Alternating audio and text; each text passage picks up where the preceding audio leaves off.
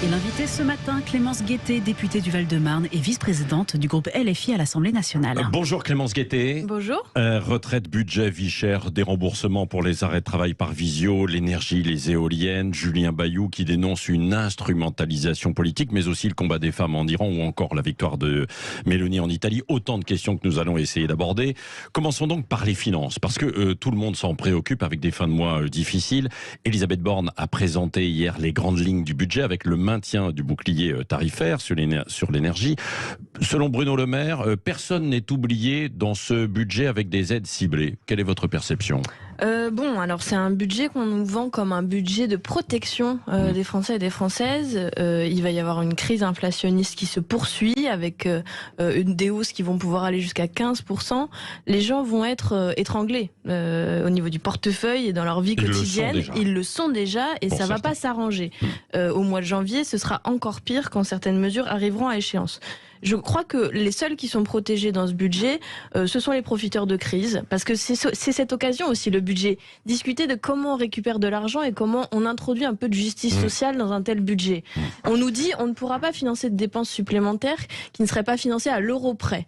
On a de quoi trouver des milliards. Ce sont les grands groupes qui s'en sont mis plein les poches depuis quelques années et qui font des milliards de dividendes. Alors elle a dit, Elisabeth Borne, qu'elle allait regarder... oui, peut-être, que c'était peut-être intéressant, qu'elle allait s'interroger. Les laboratoires pharmaceutiques, par exemple. Alors, qu'est-ce que vous proposez, en fait, à ce niveau-là ? Nous, on propose une taxe sur les super profits. Mon collègue Manuel Bompard fait une mission d'information là-dessus, d'ailleurs. Ça se fait dans plusieurs pays européens, l'Espagne, l'Italie, l'Angleterre. Le secrétaire général des Nations Unies l'a préconisé. Je veux dire, si Madame Borne, notre première ministre, découvre aujourd'hui que ça serait possible de trouver des milliards qui sont, je veux dire, c'est une injustice fondamentale. On vient de parler des Français qui se serrent la ceinture, qui n'en peuvent plus. Il y a des grands groupes qui se font pendant ce temps-là, franchement, un pognon de dingue, quoi. Voilà, c'est le moment d'employer cette expression. Et donc, c'est ces milliards-là qu'il faut aller chercher pour ensuite, je sais pas, investir par exemple dans l'éducation nationale. Clémence Guettet, qu'est-ce qui bloque ? Je pense que c'est idéologique. Je pense que c'est un système de pensée qui leur font penser que c'est une nécessité de fonctionner comme ça dans ce carcan capitaliste. Oui, voilà. Ou est-ce qu'on ne se dit pas aussi que par ailleurs, si on attaque les grands groupes, ils ne seront plus solides pour se défendre sur la scène internationale ? Mais c'est faux, c'est complètement faux. Si jamais d'autres pays européens le font, c'est que la solution économique, elle est trouvable, elle est possible.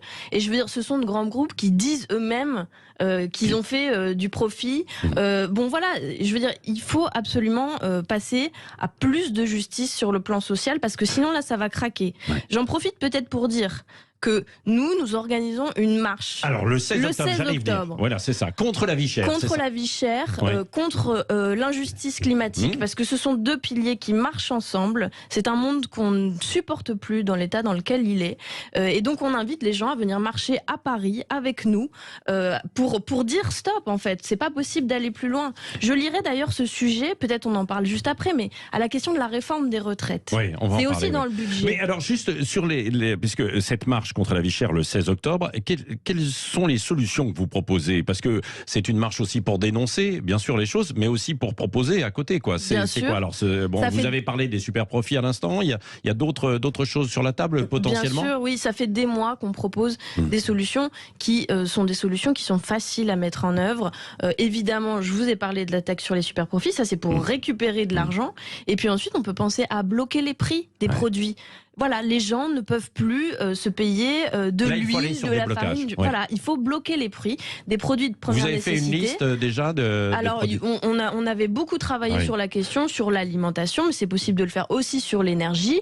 Les grands groupes, et les énergéticiens, c'est eux qui s'en sont mis plein les poches, beaucoup. Sur l'énergie, c'est fait aussi avec aujourd'hui ce bouclier tarifaire, plus les remises à la pompe quand même. Mais c'est fait déjà trop tard. Parce que, je veux dire, les gens ont quand même vécu des pleins à 2 euros, 2,10 euros, etc. pendant une période. Et puis, c'est surtout qu'il y a un moment donné où ça va s'arrêter. C'est des mesures qui sont temporaires. Donc voilà, il faut trouver des mesures structurelles pour faire face à cette crise qu'on connaît. Est-ce que vous êtes déçu que la CGT ne défilera pas avec vous ? le 16 octobre? Alors déjà, il faudra voir. Je veux dire qu'il y a la marche du 29, la mobilisation, c'est cette semaine, c'est une mobilisation interprofessionnelle qui est importante, menée par les syndicats. Et puis ensuite, il faudra voir le 16, quels syndicats, quelles associations, et j'espère qu'elles seront nombreuses à dire avec nous que là, il faut arrêter et qu'il faut une mobilisation de masse. Ouais. Un mot peut-être, c'est peut-être pas votre spécialité, mais les internes dans les déserts médicaux pendant un an, est-ce que vous êtes d'accord? C'est une proposition du ministre pour faire face justement à ce problème aujourd'hui. Non, c'est pas une bonne solution. Ça fait des années qu'on dit que la question des déserts médicaux est extrêmement préoccupante. Il y a des coins en France où vous pouvez pas trouver un spécialiste et maintenant on en vient à même pas trouver un généraliste. Ouais. Mais c'est pas forcément dans les zones rurales d'ailleurs, c'est aussi dans les villes. Oh, tout à fait, mais malheureusement dans les zones rurales ça se traduit par 1h30 de transport pour aller voir un spécialiste. Donc c'est encore plus compliqué. Et donc non, la solution c'est pas de précariser des jeunes internes en leur rajoutant une année d'études où ils sont sous-payés pour faire du boulot. La solution c'est de revoir les conditions de salariat. Et donc nous on avait des propositions pendant la présidentielle de salarier des médecins, de les faire travailler dans des centres de santé et qu'ils soient payés correctement et que ça puisse donner envie d'aller dans ces zones-là. Oui. Alors venons-en aux réformes de l'assurance chômage et de la retraite. Rien n'est exclu sur la retraite, notamment, ni même à 49.3. Vous êtes prêt à voter une motion de censure ? Bien sûr. C'est absolument inacceptable la façon dont on nous met la pression sur la question budgétaire. On nous dit, si le PLF passe pas, 49.3. Si le PLFSS, donc la question de la réforme des retraites ne passe pas, 49.3. Il y a des voix dissonantes sur cette question de la réforme des retraites. Premièrement, parce que c'est pas une nécessité et que tout le monde le sait. Au sein de la majorité. Notre système des retraites, il fonctionne. Monsieur Bayrou s'est prononcé. Madame Braun-Pivet, la présidente de l'Assemblée nationale, a dit qu'elle était pas très à l'aise avec cette méthode. Et Macron dit, j'ai été élu pour ça, je le ferai, je m'en fous.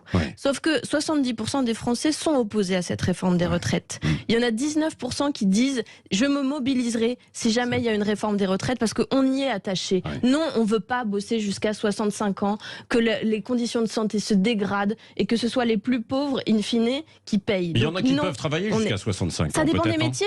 Sauf que quand vous avez un métier pénible, de nuit, il y a un moment, il faut partir. 25% des plus pauvres sont déjà morts à 62 ans dans notre pays. Donc, je refuse que ce soit des chiffres qui augmentent. Et donc on s'opposera à cette réforme des retraites. On s'opposera dans l'Assemblée nationale, on l'a fait il y a 3 ans, on n'a pas peur, on le refera. Et on le fera aussi avec des mobilisations. Et je pense que la marche du 16 octobre dont on parlait est un point d'appui aussi contre cette réforme. Motion de censure, quitte à voter avec le Rassemblement national. Eh bien ça, il faudra en discuter, il faudra qu'on voit, mais je pense que ça serait peu compréhensible qu'on ne s'oppose pas par tous les moyens à cette politique menée par Madame Borne. Clémence Guettet, vous démarrez aujourd'hui une mission flash sur les énergies renouvelables, dont vous êtes la co-rapporteur. Le gouvernement veut mettre le paquet, visiblement, sur le photovoltaïque, sur l'éolien. Qu'est-ce que vous répondez à ceux qui dénoncent, parce qu'il veut accélérer, qui dénoncent une forme de déni de démocratie où il n'y aura pratiquement pas de possibilité de recours? Alors, c'est pas exactement ça que contient ce projet de loi. Moi, ce que je dénonce d'abord, c'est l'absence de planification. C'est-à-dire que ça fait quand même 5 ans qu'il est aux manettes, Monsieur Macron. On est le seul pays européen qui n'a pas respecté ses objectifs de déploiement des énergies renouvelables. On est très en retard. Et puis là, il y a une crise énergétique et on dit c'est quand même dommage. On aurait peut-être dû penser à améliorer, à investir dans les énergies renouvelables. Donc nous, on est d'accord avec ça. Le truc, c'est qu'il faut le planifier pour que ce soit fait correctement. Et qu'ensuite, les citoyens, ils aient des possibilités de s'exprimer quand il y a un projet qui s'implante à côté de chez eux. Il faut qu'ils puissent y participer. Il faut qu'il y ait de l'éducation aux énergies renouvelables. Donc ça, c'est un sujet qui est plus compliqué à empoigner peut-être que d'apparence. Voilà. Bon, c'est ça. Vous êtes favorable à quoi? On est favorable au 100% renouvelable. 100% renouvelable. Oui, mais vous savez que ça fonctionne aussi par intermittence. Comment fait-on dans ces conditions? Ça dépend des sources. Vous avez vu, l'Allemagne, 3% simplement ce week-end de consommation qui venait des éoliennes parce que c'était par intermittence. Comment on fait dans ces conditions? Vous avez raison de dire que et l'éolien et le solaire, c'est pas continu. Par définition, le vent et la nuit, ça arrive. Et ça repart. Mais le truc, c'est qu'on peut combiner ces différentes formes d'énergie. Il y a par exemple des énergies... Avec le nucléaire? Non. On veut peut sortir du nucléaire, nous, mais je finis. On peut combiner, par exemple, avec l'énergie des vagues. On peut combiner avec de l'hydraulique, où là aussi, il y a des façons de faire que ce soit continu. Donc, ce qu'il faut penser, c'est le mix énergétique. Et je reviens sur votre incise, le nucléaire. Le nucléaire, pour nous, c'est non. Il faut absolument en sortir. Ça aussi, c'est une énergie intermittente. Et on ne le dit pas beaucoup. Mais il y avait la moitié des réacteurs nucléaires de notre pays qui étaient à l'arrêt cet été, par exemple. Ça ne peut pas fonctionner en continu. Et ça nous rend en plus dépendants d'autres pays. Notre souveraineté énergétique, c'est une question qui est majeure. On le voit en ce moment, je veux dire. Et donc, investir dans le renouvelable, ça nous permettrait de maîtriser aussi ça. C'est nos consommations, nos productions. Mais il ne faut pas mettre tous les œufs dans le même panier. C'est ce qu'on voit, non? Exactement. Peut-être pas que dans les énergies renouvelables, quoi. Aussi travailler sur les autres pistes, quoi. Avec la technologie qui permet d'aller toujours plus loin et de trouver de nouvelles solutions. Vous pensez à quoi comme autre piste? Non, mais il y a l'hydrogène, voilà, qui est. L'hydrogène vert, c'est une énergie renouvelable. C'est vrai, bien sûr. Mais il se trouve qu'il faut de l'électricité, bien sûr. Il faut de la géothermie, il faut un petit peu de méthanisation.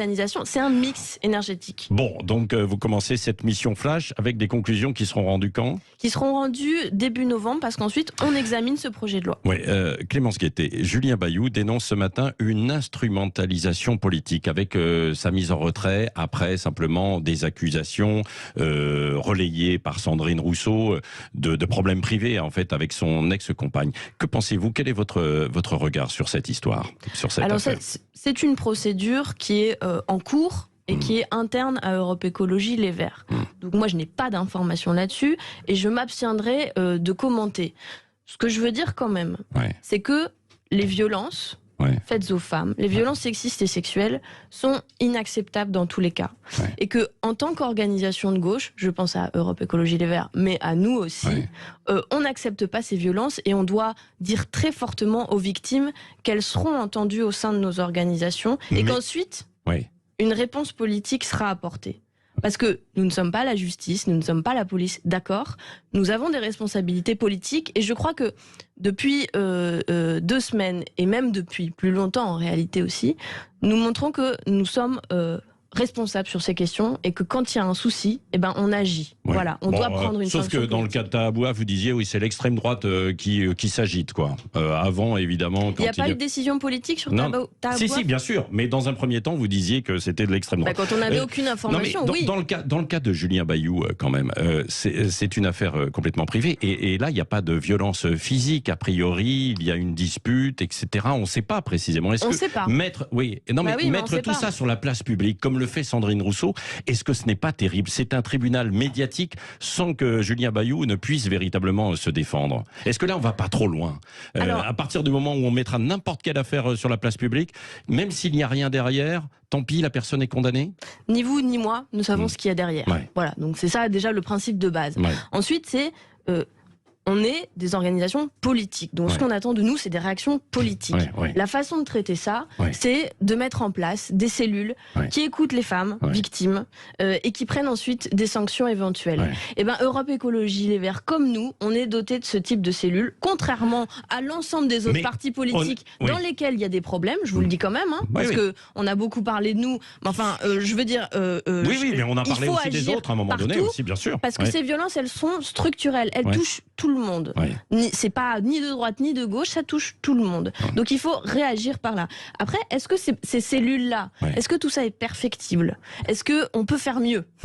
Eh ben oui, je crois qu'on peut faire mieux et on le fera. Est-ce que Adrien Quatennens peut rester député? Oui. Je pense qu'il peut rester député.